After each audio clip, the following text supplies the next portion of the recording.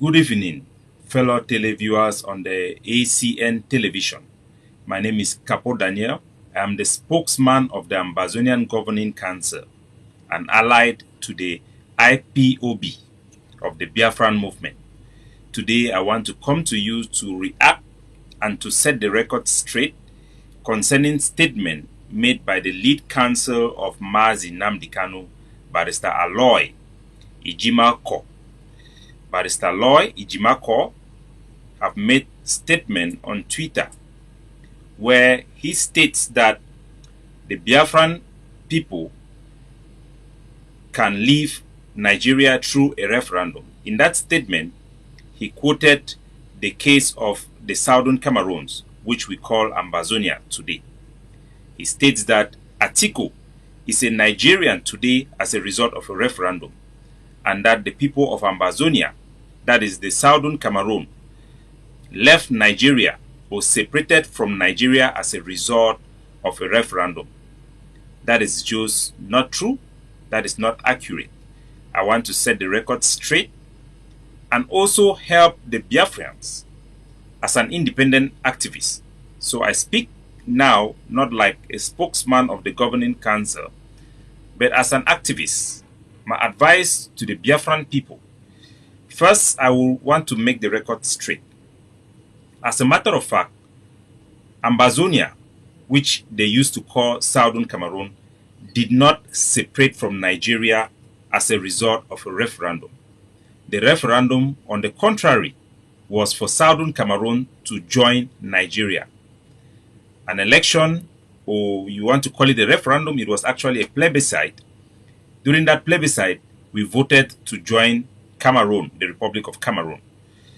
That resulted to Cameroon rejecting that election in the United Nations and end up annexing Ambazonia. That is why we are fighting today for our independence.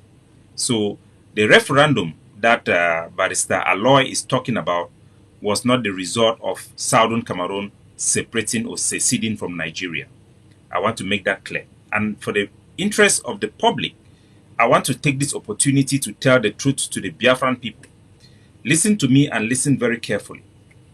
First, I will lay the foundation by giving you our history of separating through the ballot box.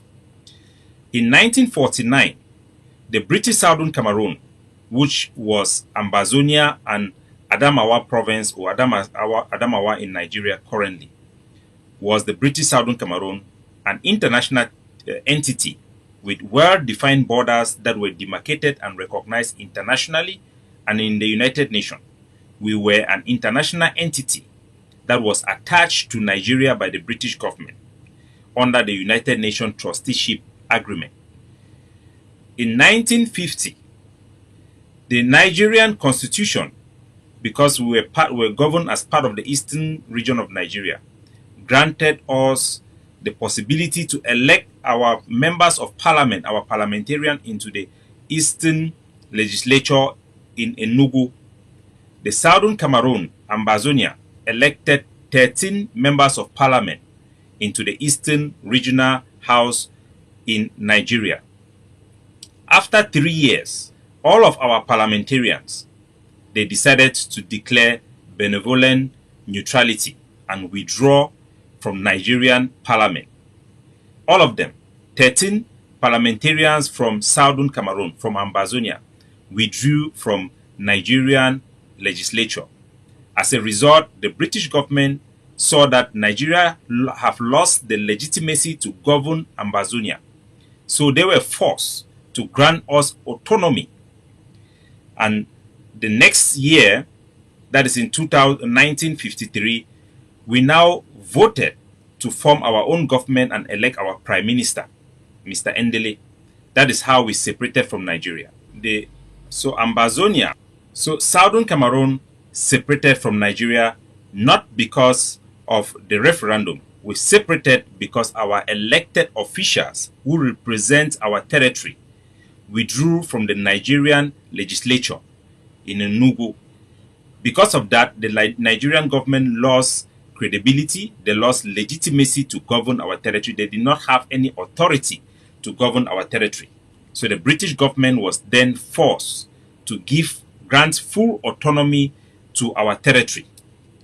Due to that full autonomy, an election was organized in Southern Cameroon for us to elect our own government and form our own government and create our own legislature.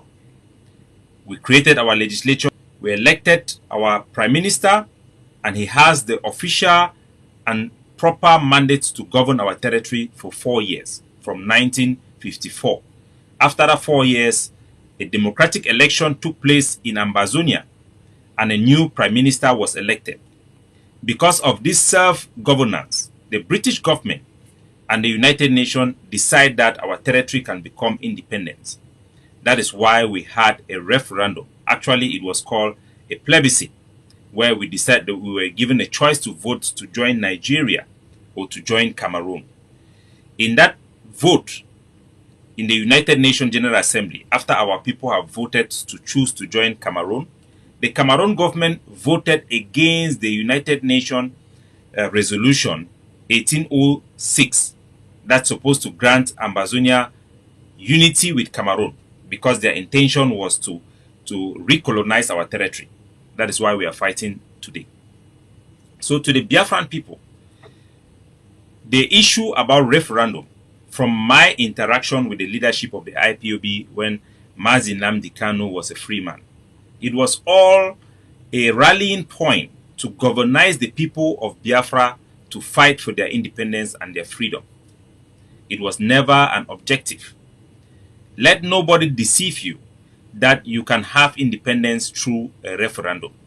Referendum is independent in essence, because when Southern Sudan was about to be granted her independence, the United Nations therefore granted them a referendum. Nigeria will never grant Biafra independence through a referendum. So, right now, the Nigerian government sees the issue of a referendum as a tool to pacify the Biafran resistance, so that you cannot make the necessary move that will enable your territory to become independent. They are now giving you your medicine. So referendum, which was to be used as a rallying point to galvanize the Biafran people and make them ready to fight for their freedom, is now being actively used by the Nigerian government to pacify the Biafran resistance and move towards independence. That is why the Nigerian court have accepted cases for referendum. Of course, those cases will never be won. It will just go on and on and on, and buy time for the Nigerian government to crush all the leaders and all the armed fighter, all the freedom fighters in Biafra. My advice to the Biafran people is that if you want freedom, you must accept the price for freedom. If you want freedom, you must understand that any election in Biafra gives the Nigerian government, whether you like it or not, a mandate to continue Nigerian rule over Biafra. For you to be free, you must delegitimize Nigerian rule over your territory by stopping and banning all Nigerian election. This coming presidential election is the biggest blow to Biafran freedom. If the Biafran people are wise, you will listen to your people who are asking you not to participate and to outright ban this election.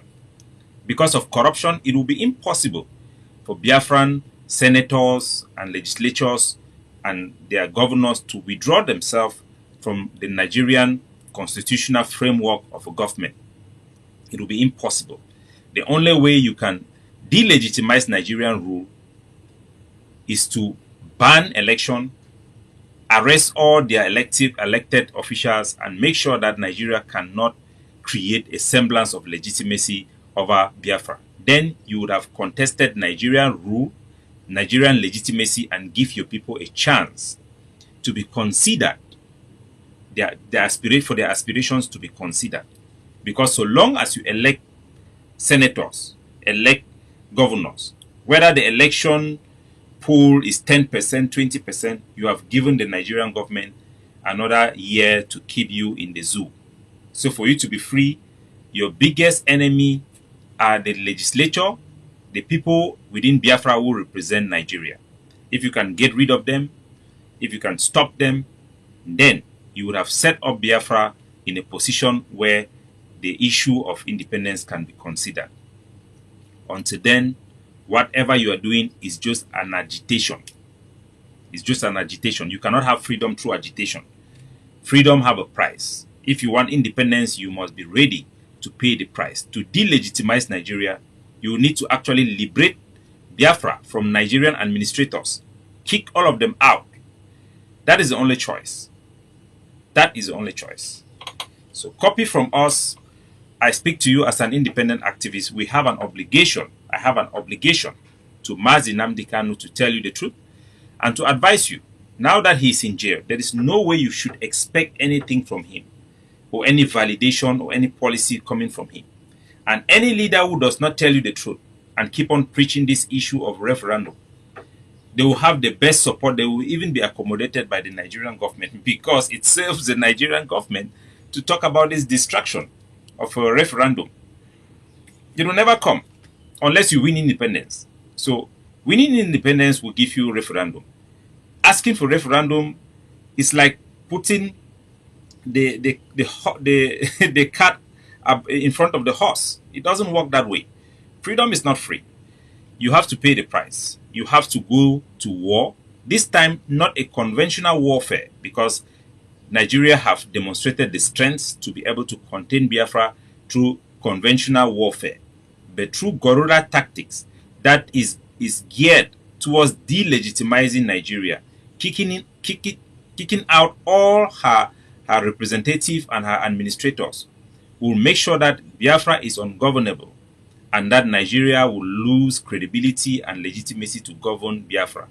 And the Biafran people by themselves can start constituting themselves to govern and arrange their territory the way they want.